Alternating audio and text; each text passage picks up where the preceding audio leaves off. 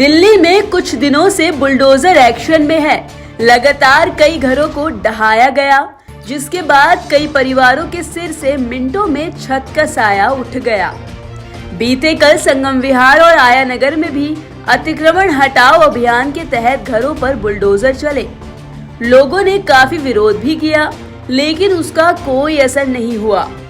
दक्षिण दिल्ली के संगम विहार में जिन लोगों के घरों पर बुलडोजर चला, उनका कहना है कि उन्हें मंगलवार रात नोटिस मिला था और अगले दिन सुबह सुबह बुलडोजर आ गया।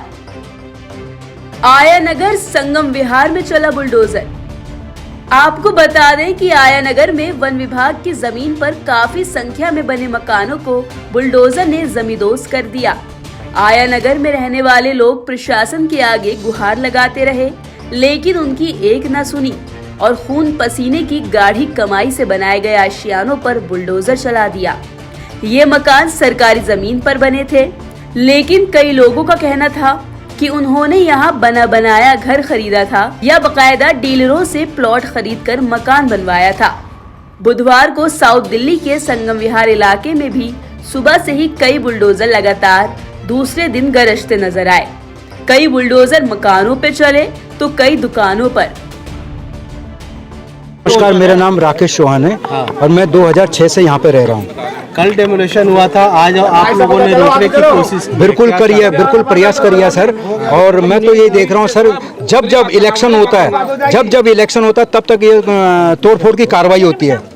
मैं 2006 से यही देख रहा हूँ, जब जब इलेक्शन का टाइम आता है तब ये कहते हैं कि रिस्क की ज़मीन है, ये फॉरेस्ट की ज़मीन है, तब इसको तोड़ा जाता है। उससे पहले क्यों नहीं तोड़ा जाता, इसके आज तक मैं समझ नहीं पाया। न किसी ने कोई मेरा क्वेश्चन का आंसर भी नहीं दिया। राजनीति होती है, राजनीति बहुत बड़ी राजनीति है और इस राजनीति के खिलाफ तो भैया आप क्या बोल सकते हैं। इस टाइम न नेता है न कोई भी नहीं है। अब इलेक्शन का टाइम है, आप देखिए चाहते हैं आप लोग नहीं क्या चाहते हैं। जो ये डेमोलेशन हुआ है, अब ये तो हाँ, इसे रोका जाए। और जो नेता लोग हैं, उनसे मैं रिक्वेस्ट करता हूँ कि आओ, इनके पास खड़े हो। इनका तो आपने सहारा टूट दिया, इनके बच्चे बेघर हो गए, कहाँ जाएंगे आप, किसके पास रोएंगे। आप अपना नाम बताइए। मेरा नाम रामकुमार यादव है और मैं यहाँ कम से कम तो 15-20 साल से निवास कर रहा हूँ। और दूसरी बात, मैं पार्टी से भी, संगठन से भी जुड़ा हुआ हूँ। पर ये कहीं ना कहीं मुझे पता चला कि हमारी कॉलोनी जो है जो पीएम उदय से बाहर करी हुई है, जिसमें कि कम से कम 10-12 ब्लॉक छोड़े थे। अब किसकी गलती थी, वो डीडीए की गलती थी या किसी की गलती थी।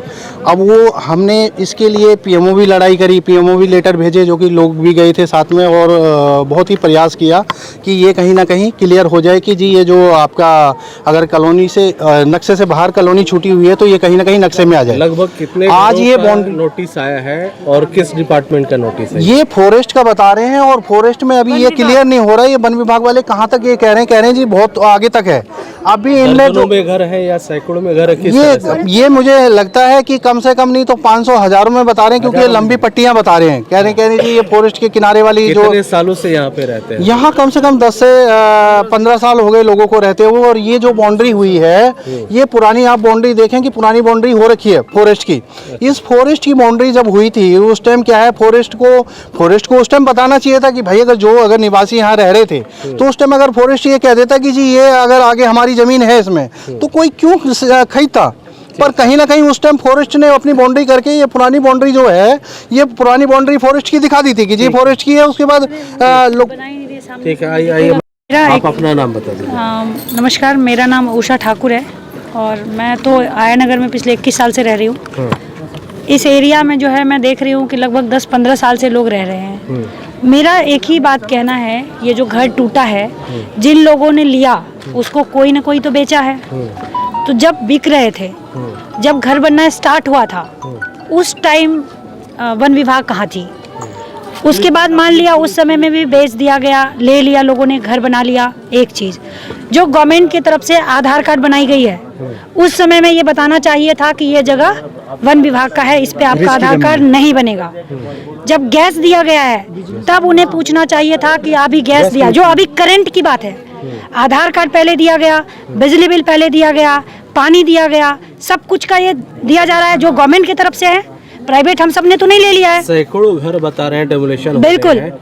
टूटने के बाद क्या सहारा रहेगा लोग? टूटने के बाद अभी तक कोई किसी की तरफ से कोई सहारा नहीं है। अगर आप यहाँ से वहाँ तक ढूंढिए तो आयनगर में हम लोग 21 साल से लगभग 21 साल से हम वोट दे रहे हैं, सभी लोग वोट दे रहे हैं। नेता वोट के टाइम पे आए थे, डेमोलिशन के दौरान कोई आया था? कोई नहीं आया। नहीं, मुझे तो अभी तक कोई नहीं दिखे। मुझे यहाँ के पार्षद साहब दिखे थे, उसके बाद और कोई नहीं दिखे हैं। कि यहाँ पे हाँ रात में अम्बावता जी दिखे थे, उन्होंने बोला था सुबह का, लेकिन मैं सुबह से हूँ, उसके बाद मुझे कोई नेता नहीं दिखे, कोई नहीं दिखे। सारे पब्लिक जो लोग का घर टूटा है वो लोग रो रहे हैं, मर रहे हैं, कल से भूखे प्यासे अपने घर में बच्चों को लेकर के। और इस वक्त जिस वक्त किसी बच्चे का बोर्ड का एग्जाम चल रहा है, +2 का एग्जाम चल रहा है, छोटे छोटे बच्चे को तो चलिए प्ले का फर्स्ट सेकंड का हम मान लेते हैं, 1 साल बिगड़ जाएगा कोई बात नहीं, लेकिन जहाँ पे सब लोग नौकरी लोग 2 दिन 4 दिन छोड़ देगा। बट आप देख सकते हैं कि जो घर यहाँ पे बनाया गया है वो किस लेवल के लोग होंगे और किस तरीके से धन उन्होंने। वहीं लोगों का ये भी कहना है कि इस कार्रवाई को लेकर कोई भी नेता या जनप्रतिनिधि झांकने तक नहीं आए। जो वोट के दौरान गली गली आकर घूमते हैं और अपनी पार्टी को वोट देने की अपील करते हैं, उन नेताओं ने एक बार भी यहाँ आकर हमारा हाल नहीं जाना। जन खबर न्यूज देखने के लिए आपका धन्यवाद। चैनल को लाइक करें, सब्सक्राइब करें ताकि आपके लिए हम ऐसी और इंटरेस्टिंग वीडियो लाते रहें।